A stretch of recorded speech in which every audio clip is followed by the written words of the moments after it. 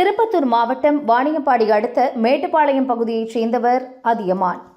இவர் 2004ஆம் ஆண்டு மத்திய ரிசர்வ் போலீஸ் படையில் வீரராக சேர்ந்தார். இவருக்கு திருமணமாகிவிட்டது. வசந்தி என்ற மனைவியும் கார்குழலி தாமரை செல்வன் என்ற 2 குழந்தைகளும் உள்ளனர். இவர் மணிப்பூர் எல்லையில் பாதுகாப்பு பணியில் ஈடுபட்டிருந்தார். மனைவி குழந்தைகளை பார்க்க விடுப்பெடுத்துக் கொண்டு நேற்று முன்தினம் ஊருக்கு புறப்பட்டார். ரயில் ஆந்திர மாநிலம் விஜயவாடாவில் நின்றதும் இறங்கி டீ சாப்பிட்டார். அதற்குள் ரயில் புறப்பட்டு விட்டதாக கூறப்படுகிறது. ஓடி வந்து ஏறும்போது தவறி கீழே விழுந்தார். இதில் படுகாயமடைந்த அதியமானை ரயில்வே போலீசார் மீட்டு விஜயவாடா அரசு மருத்துவமனைக்கு கொண்டு சென்றனர். அங்கு அவரை பரிசோதித்த டாக்டர்கள் இறந்துவிட்டதாக கூறினர். இந்த விஷயம் அதியமான் மனைவி வசந்திக்கு ரயில்வே போலீசார் தெரிவித்தனர். கதறி அழுத வசந்தி தன் உறவினர்களுடன் விஜயவாடாவுக்கு விரைந்தார். கணவர் உடலை பெற்றுக்கொண்டு வாணியம்பாடிக்கு திரும்பினார். சொந்த ஊரான மேட்டுப்பாளையத்தில் இறுதிச் சடங்குகள் நடந்தன.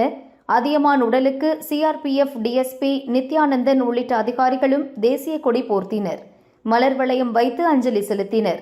அதைத் தொடர்ந்து மேட்டுப்பாளையம் பாலாற்றங்கரையில் 21 குண்டுகள் முழங்க அரசு மரியாதையுடன் உடல் தகனம் செய்யப்பட்டது.